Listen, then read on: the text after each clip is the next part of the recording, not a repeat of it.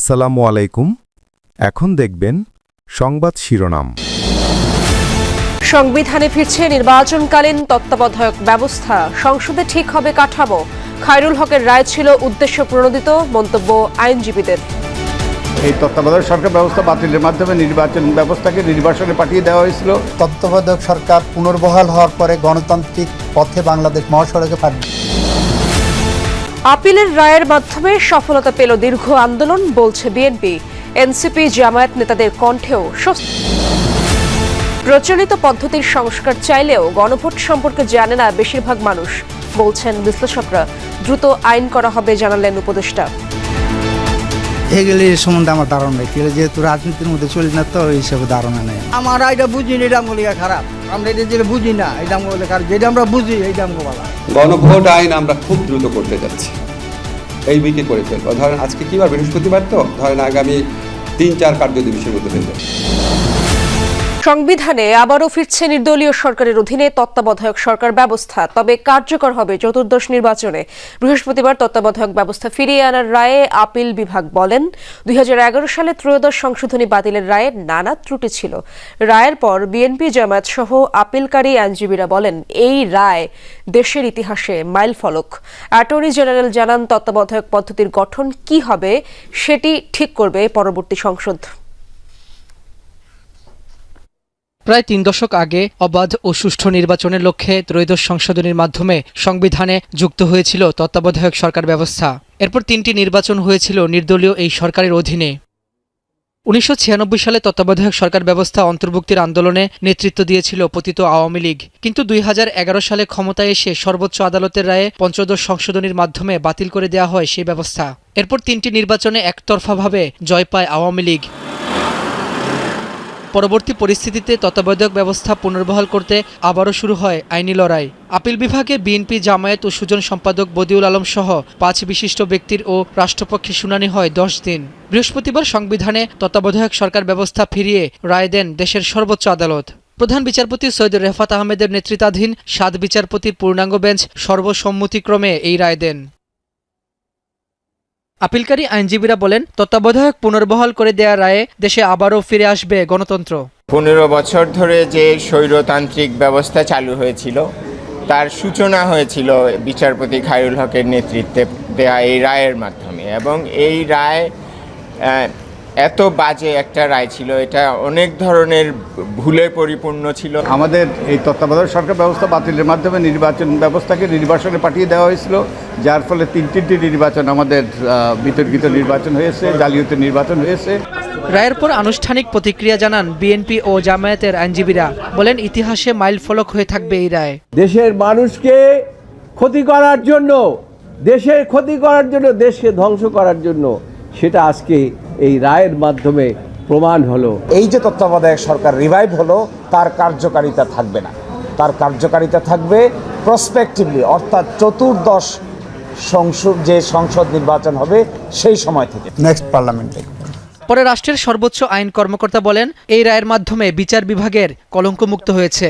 এই রায় পরবর্তীতে আর রিভিউ করা যাবে না। তত্ত্বাবধায়ক সরকার বিলোপ করে যে নির্বাচন হয়েছিল, বাংলাদেশের গণতন্ত্রের যে কবর রচিত হয়েছিল, আর তত্ত্বাবধায়ক সরকার পুনর্বহাল হওয়ার পরে গণতান্ত্রিক পথে বাংলাদেশ মহাসড়কে বাংলাদেশ হাঁটবে, এই সাবজেক্টের উপরে ত্রয়োদশ সংশোধনের উপরে এইটা এখন পাস্ট অ্যান্ড ক্লোজ চ্যাপ্টার।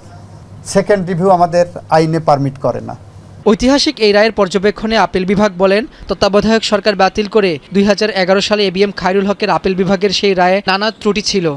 ১৪ বছর পর দেশের সর্বোচ্চ আদালতের রায়ের মাধ্যমে সংবিধানে তত্ত্বাবধায়ক সরকার ব্যবস্থা ফিরলেও সেটি কিভাবে গঠিত হবে সে প্রশ্নের উত্তর পেতে হলে অপেক্ষা করতে হবে পূর্ণাঙ্গ রায় প্রকাশ হওয়ার আগ পর্যন্ত। তবে আইনজীবীরা বলছেন, এটি যেহেতু চতুর্দশ নির্বাচন থেকে কার্যকর হবে, সে পর্যন্ত এই ব্যবস্থায় আমূল পরিবর্তন আসতে পারে। তত্ত্বাবধায়ক সরকার পুনর্বহালের রায়ে সন্তুষ্টি জানিয়েছে বিএনপি জামায়াত সহ রাজনৈতিক দলগুলো। বিএনপি নেতা আমির খসরু মাহমুদ চৌধুরী বলেন, এই রায় দেশে নতুন দিগন্ত উন্মোচন করবে। একে ইতিহাসের গুরুত্বপূর্ণ অধ্যায়ে মন্তব্য করে জামায়াত নেতা এহসানুল মাহবুব জুবায়ের জানান, এখন গণতন্ত্র তার ইতিবাচক ধারায় ফিরবে। কলঙ্কিত নির্বাচন করে ক্ষমতায় থাকতেই শেখ হাসিনা তত্ত্বাবধায়ক সরকার বাতিল করেছিল বলেও মন্তব্য করেন নেতারা। তত্ত্বাবধায়ক সরকার দাবিতে রাজপথে দীর্ঘদিন লড়াই করে বিএনপি সহ সমমনা দলগুলো। অবশেষে আদালতের রায়ে আবারও ফিরল নির্বাচনকালীন তত্ত্বাবধায়ক সরকারের বিধান, যা নিয়ে সন্তুষ্ট রাজনৈতিক দলগুলো।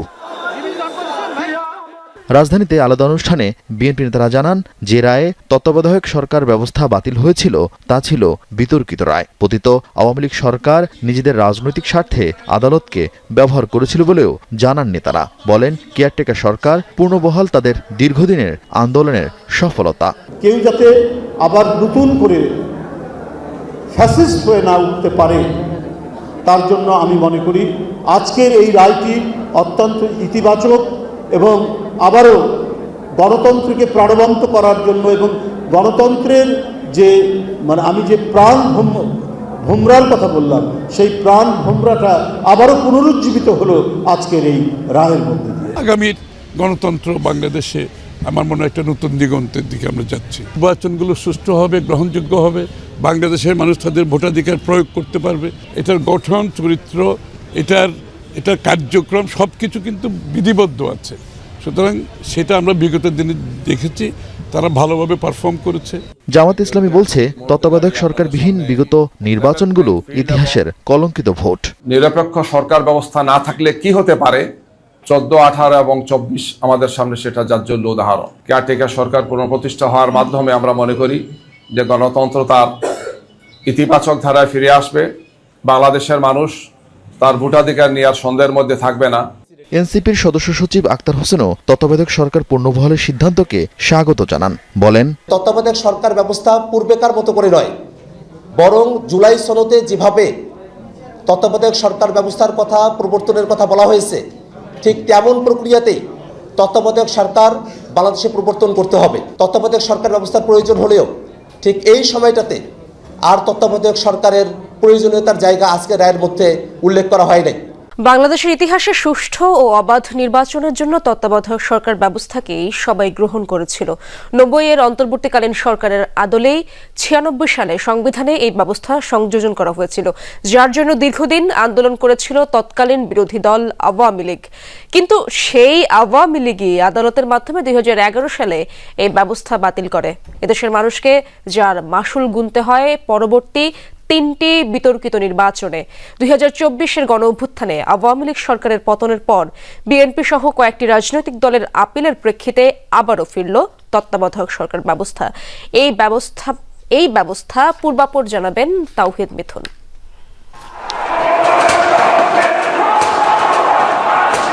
1990 সাল প্রবল গণ আন্দোলনের মুখে পতন হয় স্বৈরাচার এরশাদ সরকারের। দেশে নেতৃত্ব শূন্যতায় রাজনৈতিক দলগুলোর ঐকমত্যের ভিত্তিতে তৎকালীন প্রধান বিচারপতি শাহাবুদ্দিন আহমেদের নেতৃত্বে গঠিত হয় অন্তর্বর্তীকালীন সরকার। সেই সরকারের অধীনেই 1991 সালের জাতীয় সংসদ নির্বাচন অনুষ্ঠিত হয়। 1994 সালে মাগুরা উপনির্বাচনে ব্যাপক কারচুপির অভিযোগে তোলপাড় হয় গোটা দেশে।